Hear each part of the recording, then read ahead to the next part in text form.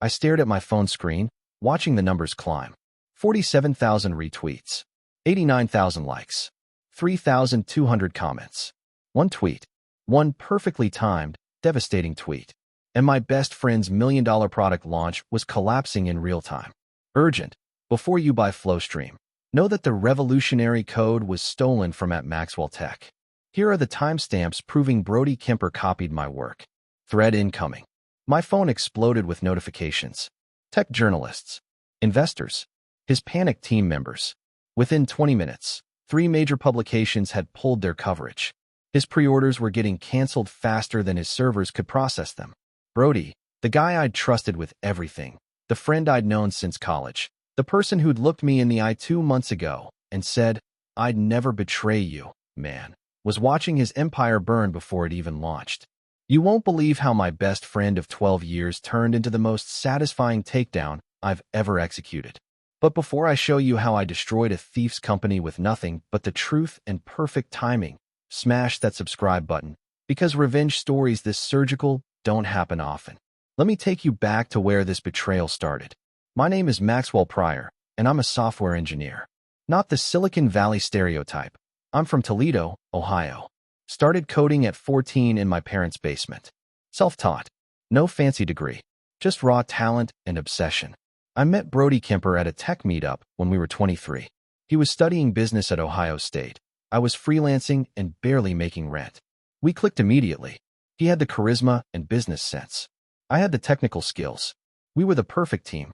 We should build something together, he said over terrible conference coffee. You're the best developer I've ever met, and I can sell anything. We'd be unstoppable. We started small, built apps for local businesses. Nothing groundbreaking, but it paid the bills. Brody handled clients and contracts. I handled everything that required actual skill. For 5 years, we were brothers. He was the best man at my wedding. I was godfather to his daughter. We had standing poker nights every Thursday. He knew everything about me, my struggles, my dreams, my biggest project. StreamFlow, my passion project. An AI-powered video compression tool that could reduce file sizes by 70% without quality loss. I'd been working on it for 3 years in secret, perfecting the algorithm. I showed it to Brody 6 months ago over beers at our usual bar. This is revolutionary, Max, he said, eyes wide. This could change streaming forever. Netflix, YouTube, everyone would want this. I know. I'm almost done. Maybe 6 more months of optimization, then we launch. Together. 50-50 partners, just like we always talked about. He clinked his beer against mine. Brothers for life, man. This is going to change everything for us. I trusted him completely. He was my best friend. My partner. The guy who'd loan me money when my wife needed surgery. The person I'd trusted with my wedding rings when I thought I'd lost them. I gave him complete access to my code repository. For feedback and understanding the business model. He spent weeks reviewing everything, asking detailed questions, taking notes. Just want to make sure I can pitch this properly to investors, he explained. The more I understand the tech, the better I can sell your genius. I thought he was being thorough, professional, a good partner. But Brody was about to cross a line that would cost him everything. Have you ever had someone you trusted betray you? Let me know in the comments. It was a Tuesday morning when my world flipped. I was grabbing coffee before work when my phone buzzed with a text from my college roommate, Percy. Dude, did you and Brody split up? Why is he launching your video compression thing without you? My heart stopped. What are you talking about? Percy sent a link. TechCrunch article. FlowStream, the revolutionary AI video compression tool launching next month. The founder? Brody Kemper. The technology description? Word for word identical to my algorithm documentation. The demo video? Using my test footage. The company logo? Similar enough to my StreamFlow sketches that it was clearly stolen. I called him immediately. He answered on the 4th ring, casual, like nothing was wrong. Max, what's up, brother? What the hell is FlowStream? Silence. Then, carefully, oh, you saw that. You stole my code. You stole my entire business idea. Max, listen. I was going to tell you. It's complicated. It's not complicated. We agreed to build this together. 50-50. And you registered a company, filed patents, and scheduled a launch without me. His voice changed. Harder. Colder. The truth is, Max, I realized I didn't need you. I have your code. I have the contacts. I have the business skills. What do you bring to the table besides the initial idea? Ideas are worthless. Execution is everything. I couldn't breathe. I'm your partner. Your best friend. You're a developer, Max. A good one, but replaceable. I'm launching in 30 days. I've got $2 million in seed funding. Pre-orders are flooding in. You can try to fight me legally, but by the time you get a lawyer, I'll have first mover advantage. The market will know FlowStream as my product. Brody, this is just business. Nothing personal. You should be proud. Your code is about to change the world. Too bad your name won't be on it. He hung up. I sat in my car, shaking, staring at that TechCrunch article. 12 years of friendship. Gone. For what? Money? Credit? Ego? What Brody didn't know was that I wasn't just a developer. I was the developer who'd built every system he was planning to use. Every line of code. Every backend process. Every security protocol. But that's not even the worst part. I went home sick from work. My wife, Chloe, found me at my desk, staring at screens filled with code. What happened? I told her everything. She went pale, then red with rage. That bastard. We loaned him $8,000 last year. He stood up at our wedding and gave that speech about loyalty and brotherhood. I know. We're suing him. Today. Right now. No. I was surprisingly calm. The shock had burned away into something colder. Lawsuits take months. He launches in 30 days. By the time we get a court date, he'll have millions in revenue and claim he developed it independently. Then what are we going to do? I'm going to destroy him. I started digging. First, I pulled up every interaction I'd had with Brody about StreamFlow. Every email, every text message, every Slack conversation where I'd explained the technology to him. Then I checked the code repository. The timestamps were perfect. Every commit, every update, every innovation, all documented under my account with dates going back 3 years. Brody had been stupid. He'd copied my code directly. Didn't even bother changing variable names or comment structures. His GitHub repository for FlowStream was a carbon copy of my StreamFlow, just with a find and replace on the project name. Little did they know, I was just getting started. I found his investor pitch deck. He'd emailed it to himself from our shared workspace. In it, he claimed to be the sole inventor and technical genius behind FlowStream. He'd fabricated an entire backstory about developing the algorithm over 4 years of intensive research. But wait, there's more. I discovered he'd been planning this for at least 4 months. Found emails between him and his lawyer discussing intellectual property acquisition strategies and minimizing partner liability. He'd consulted with 3 different attorneys about how to legally steal a business idea from a co-founder. One email made my blood boil. The key is to get complete access to his code before formally dissolving any partnership agreements.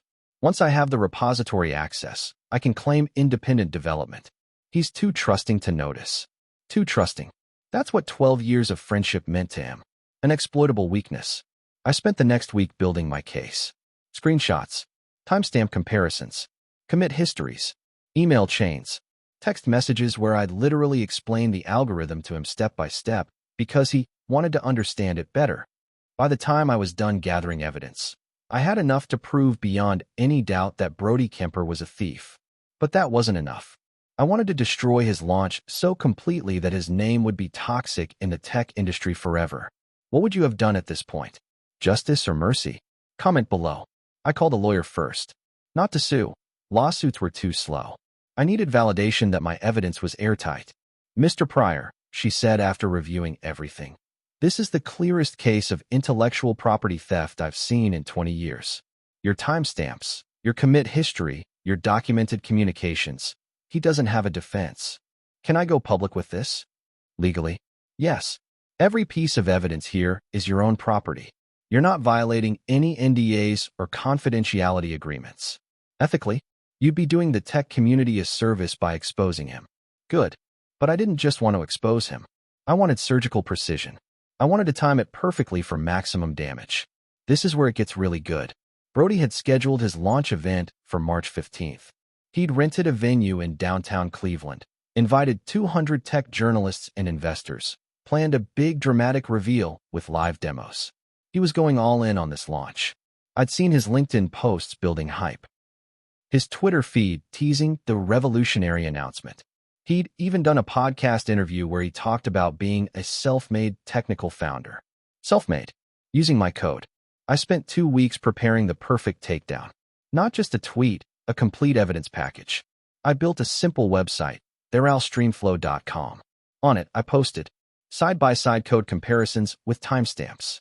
The entire email chain where I'd explained my algorithm to Brody. Text messages where we discussed being 50-50 partners. His own words, brothers for life, man. This is going to change everything for us.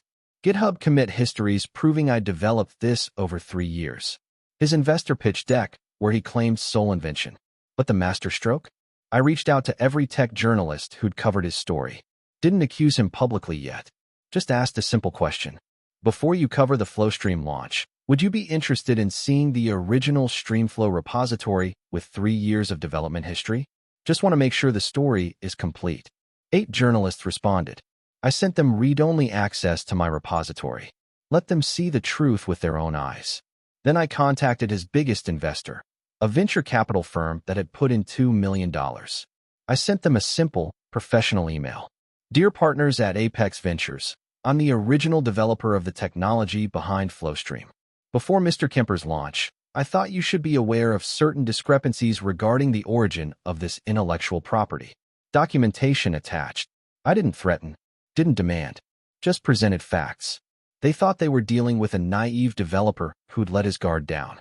They were about to learn they had messed with someone who documents everything and understands exactly how the tech industry works. Launch day arrived. March 15th, Brody's big moment. I watched his Twitter feed all morning. He was posting behind-the-scenes photos from the venue setup, excited messages about the revolutionary announcement. His team was hyping it up. Everything was going according to his plan. The event started at 2 p.m. I watched the live stream. Brody took the stage in an expensive suit, looking confident and successful. He started his presentation with the usual tech founder playbook, talking about identifying a problem and developing a solution. At 2:47 p.m., right as he was demonstrating the revolutionary algorithm he developed, I posted my tweet. Urgent. Before you buy FlowStream, know that the revolutionary code was stolen from at Maxwell Tech. Here are the timestamps proving Brody Kemper copied my work. Thread incoming. Full evidence. theralstreamflow.com. Then I unleashed the thread. 12 tweets with side-by-side code screenshots, timestamp comparisons, and the most damaging piece, his own text message to me. Brothers for life, man. This is going to change everything for us. The tech community exploded. Within 5 minutes, my tweet had 3,000 retweets. Within 10 minutes, journalists in the audience at his launch were checking their phones, looking up at the stage with different expressions. At 2:53 p.m., one of the attending journalists from TechCrunch stood up during the Q&A and asked, Mr. Kemper, can you respond to allegations that this technology was stolen from Maxwell Pryor, who has 3 years of documented development history? I watched Brody's face on the live stream. The color drained. He stammered something about misunderstandings and previous collaborations, but he was drowning. His team was in chaos. People were pulling out phones, finding my thread, visiting my website. The live stream chat was exploding with comments about theft and fraud. But the best part was yet to come. At 3:15 p.m., Apex Ventures, his lead investor, released a statement on Twitter. Apex Ventures is suspending all funding for FlowStream pending investigation into intellectual property concerns. We take these allegations seriously and will be conducting a thorough review. His funding was frozen. $2 million gone. By 4 p.m., 3 major tech publications had pulled their coverage and published news stories. FlowStream launch derailed by theft allegations, and code comparison suggests founder stole technology. Pre-orders started canceling.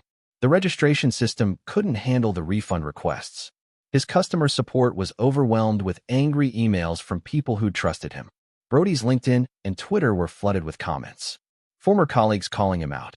Other developers sharing their own stories of his questionable ethics.